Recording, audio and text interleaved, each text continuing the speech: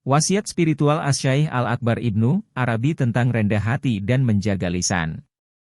Asy-Syaikh Al-Akbar Ibnu Al-Arabi atau nama lengkapnya Abu Bakar Muhammad Ibnu Al-Arabi adalah seorang pemikir Islam dan seorang sufi masyhur yang berasal dari keluarga Hatim At-Tai.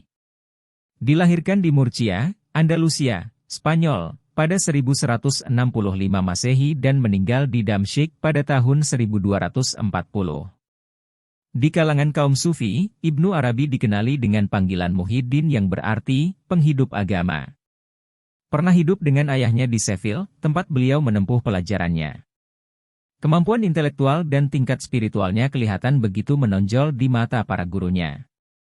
Pada usia 30 tahun, Al-Arabi mulai mengembara, tidak hanya di Spanyol, malah sampai ke Afrika Utara dan Asia.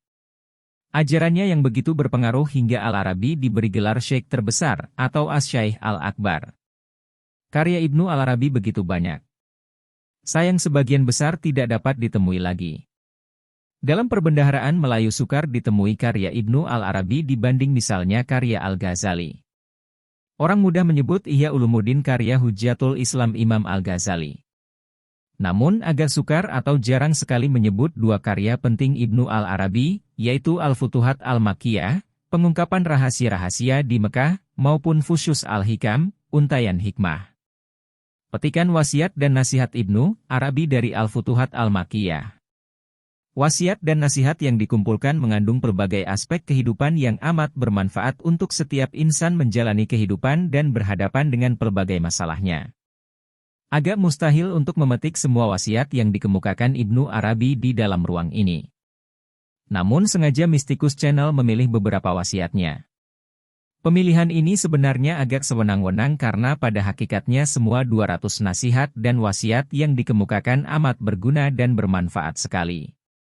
Tentang rendah hati, Ibnu Arabi menasehatkan sebagai berikut, berhati-hatilah agar engkau jangan bersikap sombong atau tinggi hati atau diri di muka bumi. Biasakanlah bersikap rendah hati atau tawaduk. Jika Allah mengangkat kata-katamu, maka tidak ada yang paling tinggi selain kebenaran. Jika Dia menganugerahkan kepadamu ketinggian di dalam hati makhluknya, maka hal itu kembali kepadanya. Kerendahan hati, kehinaan atau zilah dan ketidakberdayaan melekat pada dirimu, karena engkau berasal dari tanah. Jangan merasa lebih tinggi dari tanah, karena tanah adalah ibumu.